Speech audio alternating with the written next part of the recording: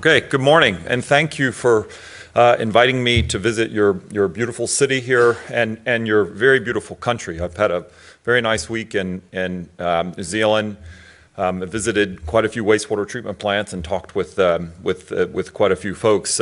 Yesterday evening, I went for a run down along the river, which was quite nice, and I took a wrong turn and ended up in this rose garden that was just spectacular, and I couldn't believe what I had discovered. And so I think I think I'm a bit of a gardener, but probably I should just stick to wastewater treatment. That's really what I should do. So I would say first that I do often speak to groups of wastewater engineers. This is very rare that I speak in a public forum like this, and the reason for that, and I want to commend you on this, is that in the U.S., if we offered a public wastewater treatment forum like this, there would be crickets in the room. Nobody would show up. So it's wonderful that you're all here to listen to this. And yes, this is great. And I'm excited to have an opportunity to share a little bit about where I'm from and what I'm doing. Before I do that, so it says I'll be giving a perspective on what's going on in the U.S. and the wastewater utility that I come from, I think is a good cross-section. Of course, it's a lot easier to talk about what we're doing and and why we're doing those things as an indication of the perspective of what's going on around the U.S. So I'll be talking somewhat about our activities and the types of technologies we're considering, but it is somewhat representative of what's going on around the U.S. in this space, and in particular in the area of nutrient removal, nitrogen and phosphorus removal from wastewater. Okay, so that should have worked.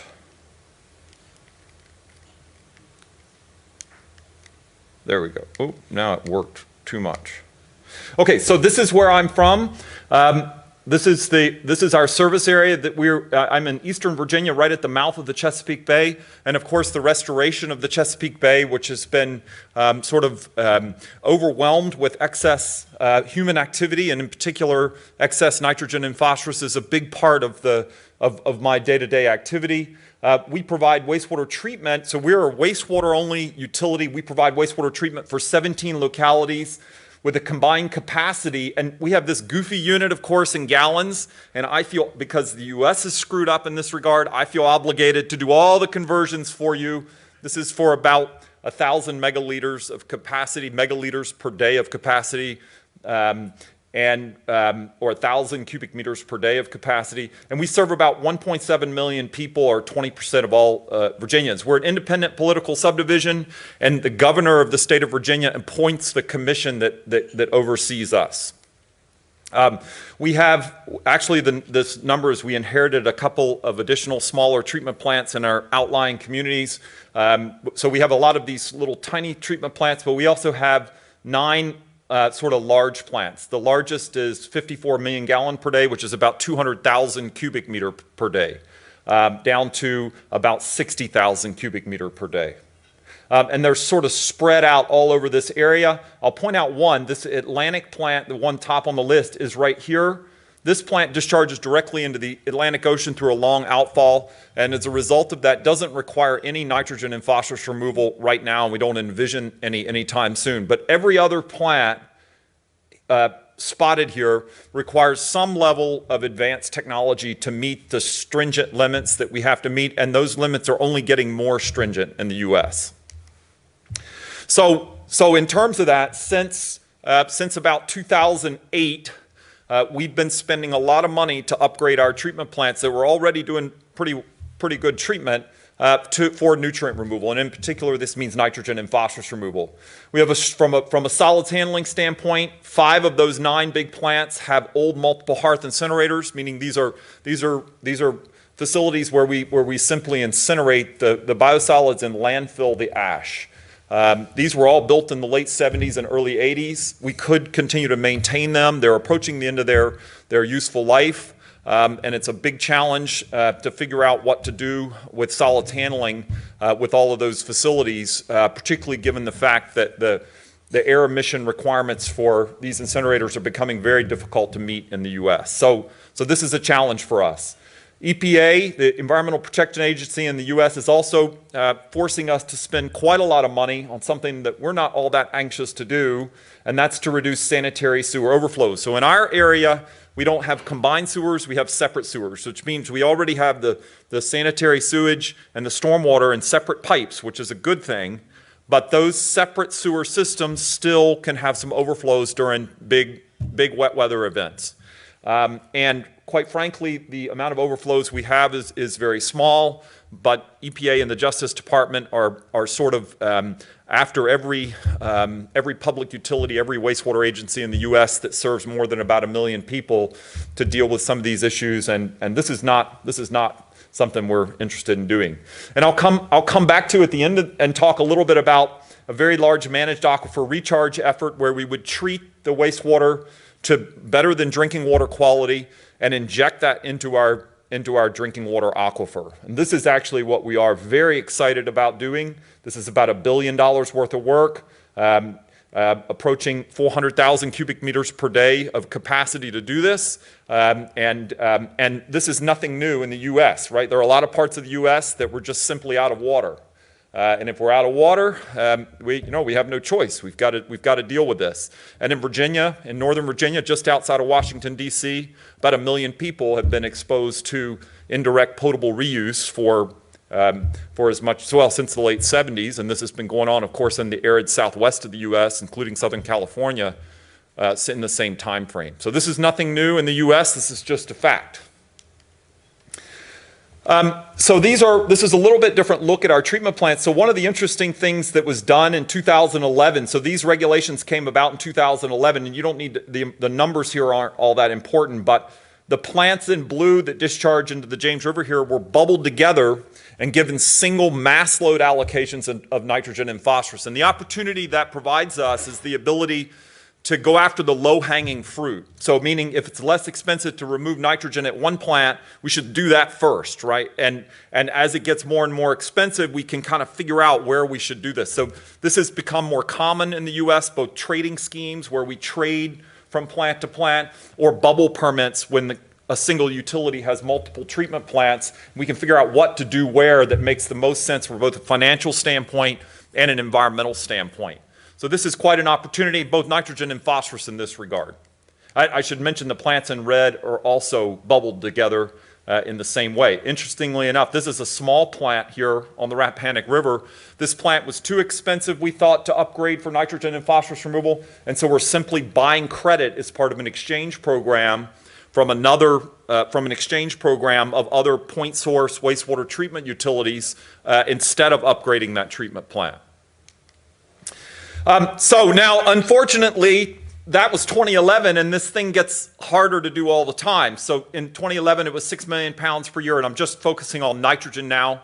Becomes 4.4, becomes 3.4. Phosphorus is ratcheting down in the same way, and that's equivalent to 11 total nitrogen, becoming 8, becoming 6, and on the York River from 6 TN to 3. From a phosphorus standpoint, these plants are now all required to be in the range of about 0.6 to 0.7 milligram per liter, and in the York River, 0.3 milligram per liter. So we've got some pretty significant projects to do to get to these levels of treatment. We've already done a lot of those, and I'll just talk you through what that looks like for us. So this is total nitrogen. This is the James River plants, those 7 plants that I showed in blue. 2011 is when our new requirements came about, and in order to get to that limit, that 6 million pound per year number, we did a $50 million project at our Nansman plant, another $50 million project at our James River plant, and then they get more expensive. And so this is what I was talking about, low-hanging fruit first. This is a $120 million project. The waste load allocation, or the limit, drops to 4.4 million pounds, and now we need, in order to get to that one, this is a $200 million project, and then we have this going down again in 2022, and we decided the least expensive way to deal with that is to just simply take out of service a pretty large plant. 100,000 cubic meter per day facility will just shut down completely and transfer that flow to our ocean discharge plant, which does have the capacity to deal with it. So you don't often hear about a wastewater utility shutting down a plant that large. And this would be, conversationally, this would be shutting down a plant that is, that's already doing pretty good treatment and that is about 2.5 times the size of the treatment plant that serves Palmerston North here. So this is the level to which we're being driven in the U.S. To manage nutrients and really focus on water quality in the Chesapeake Bay.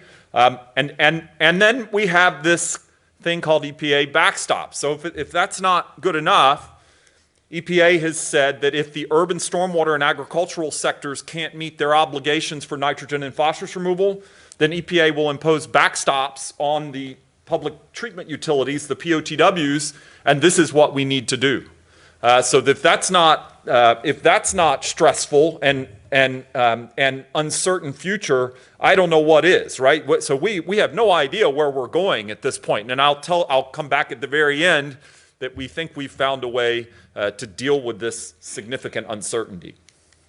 Okay, so in order to handle this expenditure and in order to handle these new limits, one of the things we've been really focused on is new technology, implementing new technology as fast as we can, where there's a good business case to be made in order to sort of work our way out of this situation.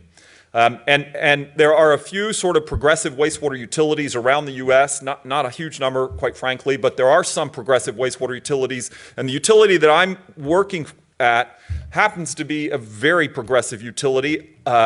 And it's been in the case for probably 40 years, long before my time. I can't take credit for that, but I stepped into an absolutely wonderful situation as an engineer who's interested in these kinds of technologies because we've had an opportunity to do some really cool things in the last 10 years or so. Cool in my world, which I know is maybe not cool in everybody's world. So when we do think about these new technologies, one of the things we're always thinking about is what is the business case? And this is my list. This is my business case. I'm interested in minimizing the energy inputs. And by the way, that's also electricity and diesel fuel and natural gas. It's all of these forms of energy that we purchase. Chemicals, labor, and then concrete or footprint or land area, which are all sort of corollaries for the same thing. We have some very urban treatment plants that are simply out of space. And we come back to this word now that's quite a word that's being used quite often in our industry, which is intensification, and I'll show you what that means in just a second. The other thing we'd like to do is recover the useful resources from our treatment plants where it makes sense. And probably in the U.S. and in most of the world, it's well recognized that water is the most valuable of those resources, meaning we're taking this wastewater and we're doing ever more and more advanced treatment and producing really good quality effluent.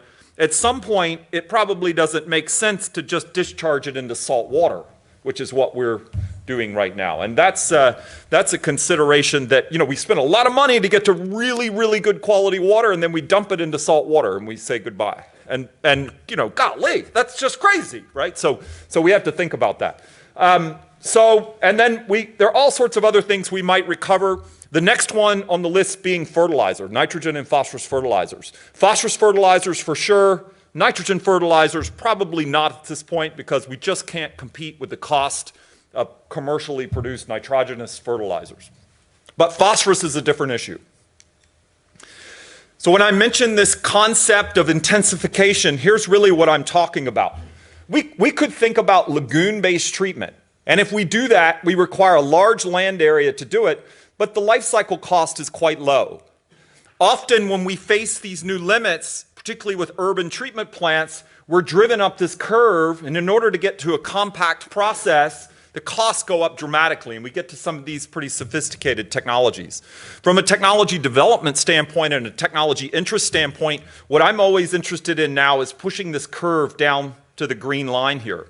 And this is where the really interesting stuff is happening right now in our field. And this is where I think you'll see people heading in the next 10 or 20 years or so, is getting to processes where we can go to smaller and smaller footprints without sacrificing life cycle cost. This is a great example. This is our Boat Harbor plant. It's a 100,000 cubic meter per day facility.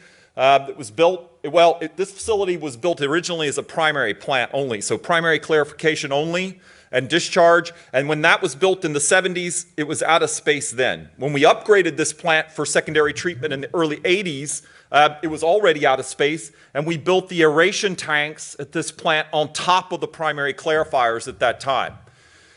And if we have to now think about upgrading this plant for nitrogen removal, well, it's going to cost us more than all of the other upgrades. That $750 million number I showed you before, it's probably going to cost that for this one plant alone. And one of the reasons that we really were anxious to have that bubble nitrogen limit was to do some sort of creative planning around figuring out what in the heck to do with that plant, because we're just simply out of space. This is a bridge over water here, water there. This is a contaminated industrial site that we don't really want to touch, and this is really not accessible land because this bridge sort of wraps around in this direction. So we're stuck is really the answer here. This is our VIP plant, and the VIP in this case stands for Virginia Initiative Process. And if you happen to find yourself in a wastewater engineering course, you find the VIP process in those textbooks now. It's quite similar to the UCT or University of Cape Town process if you're studied up on these areas, in particular nitrogen and phosphorus removal. This plant's a 160,000 cubic meter per day facility right in downtown Norfolk. This is a college campus here. This is a golf course. The whole thing is built on top of an old landfill, which has its own challenges. And this treatment plant was built in the early 90s and has been doing pretty good nitrogen and phosphorus removal since then. And the process here, the Virginia Initiative process, was developed collaboratively by HRSD, Virginia Tech, and CH2M Hill, and patented for anybody to use in a time when there was a lot of intellectual property fighting going on in this area. And so this plant was part of that pretty innovative philosophy at HRSD that has been occurring really since the 70s, and so we've had a lot of experience, I guess, since then with doing this kind of treatment. And it turns out that now this plant has to do more. So up until recently, this plant was doing on average about 8 or 9 total nitrogen and about 0.8 to 1 milligram per liter total phosphorus. And now we need this plant to do better. We need it to do about 4 milligram per liter TN and about 0.7 TP. And so that's a nice $200 million project. And so that includes fixing a number of things. We're adding a new headworks facility. This new reactor volume and this new clarifier is part of that project. And this is what it looks like under construction. You see, this is the new headworks facility coming out of the ground, equalization tanks, and this is the new reactor that's going in that's part of getting to that lower total nitrogen limit. So this is a large plant. This is a complicated project where we don't have much space to work with. It's built on top of a landfill, which means really expensive pilings have to be driven to support all of these big concrete tanks. So this is about as complicated as it gets. Now, how do we make it less complicated to operate? One of the things that we've been pushing into very quickly is more sophisticated aeration controls. So doing treatment in a little bit more economical way and doing treatment in a little bit more sophisticated way that relies on the sensors that we have at our disposal now, the instrumentation and the control systems that we have available now, and building on, sort of years of work in this area and understanding these processes. And so ammonia-based aeration control is a concept that a lot of people are interested in right now. We've been doing this for right many years now, and that VIP plant upgrade is the first full-scale plant upgrade that's being done with this clearly in mind, as opposed to kind of hodgepodging this thing together and making it work the best way we can. This plant upgrade was done with this in mind from the very beginning, which is our first. We have several other plants doing this, but this one is the first one where we had a good go at doing it right. So what is it? It includes putting an ammonia probe or sensor at the end of the aerobic zone and using that ammonia probe with a set point to determine the dissolved oxygen set points upstream. And there's a lot of reasons for doing this. One is it saves us methanol. It saves us chemicals in huge quantities, like cutting chemical demand in half for doing the nitrogen removal that we need to do, methanol in particular. The second is it's a big energy saver. From an electricity standpoint, it's a big big savings there because this aeration energy is a big cost at any wastewater treatment plant. Number 3 is it saves us sodium hypochlorite or chlorine. It saves us chlorine for disinfection purposes. And it doesn't seemingly sacrifice any of the other treatment processes that we're doing. And so this is being designed in this plant to include things like blowers that are appropriately sized, airflow control valves that are appropriately sized, airflow meters that are right, mixing, mechanical mixing in the aerobic zone, things we wouldn't have normally done before. This is our Nansemond treatment plant. This is a 120,000 cubic meter per day facility. This plant actually has previously had the VIP process as well, and it was upgraded to a 5-stage Barden-Foe. So in our world, a 5-stage Barden-Foe is probably sort of out there in terms of the conventional, relatively conventional technology that gets us down to relatively low nitrogen and phosphorus limits. So if I'm in the market for a tricked out treatment plant from a nitrogen and phosphorus removal standpoint, then I'm going to be buying probably some form of 5-stage Barden-Foe, maybe with a filter at the end. And so this is about as good as it gets. We could probably put a filter at the end to make it a little better. But it's pretty good. And as a result of a lot of industrial or trade waste input to this plant, we unfortunately have some pretty bad wastewater characteristics to do nitrogen and phosphorus removal cost effectively. And we're spending about $1 million a year on methanol at this plant. And so my objective was let's figure out how to decrease the amount of methanol we're spending. And so ammonia-based aeration control really helped us get there. So this is, again, putting ammonia sensors at the end of these aerobic zones and using that to control DO. One of the ways, so this is not simple stuff, and it's certainly not easy, and a lot of these sensors are just now sort of becoming useful. They hadn't been all that useful previously. And this is one of our instrumentation techs, and this is a Virginia Tech PhD student who have been working together to get this thing going, and sitting with a guy who's not in the picture who should be, but one of our programmers, our distributed control system programmers, and they all sort of work together to get this thing sorted out. And it's quite nice to have some graduate students helping with this, because what it does is it sort of helps us get moving more quickly. The graduate students that are out there, they don't have any qualms about trying anything, right? There's no issue. We'll just try that. Yeah. And so all we have to do is just hold the brakes on a little bit, and we can go fast and get things done. Okay. So that's that. Now we're going to change gears just a little bit. I want to talk about what we refer to now as Sidestream Treatment. And this is really relevant.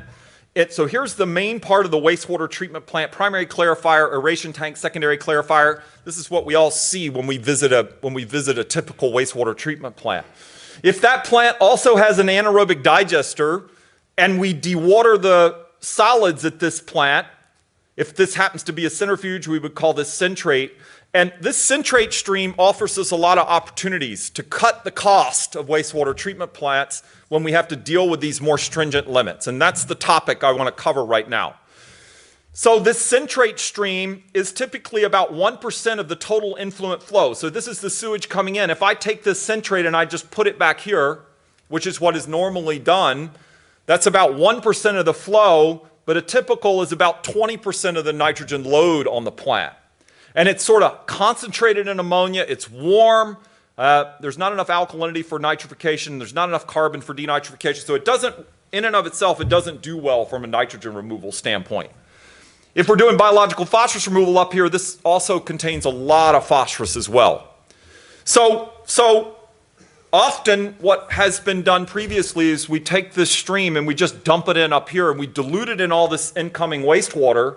And to some degree, that doesn't make a lot of sense, because this is so concentrated, we could build a really small process here and deal with that load separately. And sort of, this is all the rage now, right? So when I get together with my friends, this is all we talk about, right? The Sidestream Treatment thing, because there's so much opportunity in this area right now. So at our Nansemond treatment plant, again, back to the 5-stage Barden-Foe, this is a plant that's doing biological phosphorus removal. That phosphorus ends up in the digester. It's released from the solids in the digester. We dewater the centrate, and this stream, the centrate stream at this plant, could be as high as 900 milligram per liter of orthophosphate, compared to 5 or 6 milligram per, well, at this plant, more like 8 or 9 milligram per liter of phosphorus in the incoming wastewater. So you see it's very concentrated. And so that's a perfect opportunity to create a product, in this case, a phosphorus fertilizer product. And the process that we installed, known as the Aeration process, does that. So this is a struvite recovery process. Struvite is a mineral, magnesium ammonium phosphate. And we have, with that centrate, all the ammonia and phosphorus we need. We have to add magnesium chloride, a little bit of caustic to control pH. And out of this fancy reactor comes a bright white, very nice product that has some value. So this is the facility. And I'll just back up quickly here and tell you, with the aerial, this building is this fertilizer production facility that's taking this concentrated side stream at this plant and producing struvite. So back to the thing, these are the reactors. There's a little heat dryer here, Bott storage bags. There's a vibratory sieve at the top that's separating the product into 4 different grain sizes. And for this facility, we bought this facility. We bought the equipment, we built the building, we licensed the equipment, we negotiated a contract with this outfit known as Aeration to buy from us all the product we make. So the company's obligated to buy all, we don't market fertilizer, right? We don't know anything about selling fertilizer. We treat wastewater. So this outfit that we worked with is obligated contractually to buy all the product we make, and they sell it. They handle all the marketing and all the sales. And so, of course, the next question everybody has is, how does the money work out on that deal, right? And here it is. So I just got tired of answering that question verbally, so I'm going to give you the numbers here. These are exactly the numbers. This is, by the way, this has been running for about 7 years now. This was the second Aeration facility in North America. We came in online at about the same time as the first of these did in a plant outside Portland, Oregon. And so this is option one. So it turns out that there's no do-nothing alternative. We've got to do something. And this represents adding ferric chloride to that side stream to control the phosphorus load. So we've got it. So this fertilizer recovery process is not only a moneymaker, it's a necessary treatment process. And if we don't have that as a treatment step to remove phosphorus from the plant, then we have to add chemicals to do that. So option one is sort of the chemical cost that's needed to do that. Since this time, the cost of iron salts to do this have actually gone up pretty dramatically. So this would probably be close to $750,000 in today's money. And this is what the costs look like for the Aeration process. This is the sales on an annual basis. This is the annual operating costs. And I should mention the product sales comes with it Aeretion's reimbursement of us for the magnesium chloride cost and the caustic cost and a little bit of O&M costs on the facility. But we have additional O&M, about 1/3 to 1/2 of a person, debt service on the facility, and there's our net operating costs. So this thing is not a cash cow for us at all, right? But it is a less expensive treatment process, and that's really the reason we went forward with this. We did an audit on this a few years ago. We haven't done it since 2014, and what we found when we did this is that we really weren't generating the product. So we had to get out of our mindset. We're used to generating treated wastewater that meets our permit limits, but generating product for revenue was not our mindset. We had to get ourselves in that mindset, and we had some problems to work out, to be honest, in the first few years of running this thing. We did that, and now actually we're way above 165 because the load is much higher now. The other thing, it was costing us a little more to run it, and this was fully blamed on me because we were taking a lot more samples and doing a lot more analysis and really sort of researching to figure out how to make this thing really hum, I'll say, make it really run right, and it took some time to get that straight. So this is a good example, I think, of what the kinds of things that we're interested in. I'm just gonna skip this for now, for the sake of time, and talk about another form of side stream treatment. So another set of processes that we're running can also do nitrogen removal from this centrate quite effectively. So the last process I talked about was creating a fertilizer that was really focused on phosphorus removal. The other thing that's possible to do is remove the nitrogen from this stream, and that really would take care of 20% of the nitrogen load on the plant. So we're just, can we very cost effectively deal with that amount of nitrogen that's sort of created inside the plant, and it would need to be managed up here. Can we take care of it down here? And so we have to, and I apologize, we've got to get into the details here a little bit. So just have to bear with me, but it's a cool story. It's a really cool story. So when we do conventional nitrification, denitrification, and this is what we do up here. For the most part, this is what we know how to do in this part of the plant. We oxidize ammonia to nitrite using ammonia oxidizing bacteria. Those guys require oxygen, and that is that aeration energy, and they require alkalinity. And then we use nitrite oxidizing bacteria to convert nitrite to nitrate. Then we denitrify. We require carbon to get back to nitrogen gas. We discharge nitrogen gas to the atmosphere, and everybody's okay with that because the atmosphere is 80% nitrogen, and that's good, right? So we've converted the nitrogen in the wastewater to nitrogen gas. It's discharged to the atmosphere, and that's just fine. If we are in this warm, high ammonia side stream, and I drew this obviously for a reason this way, we can figure out a way to keep nitrite oxidizing bacteria to grow while we continue to grow ammonia.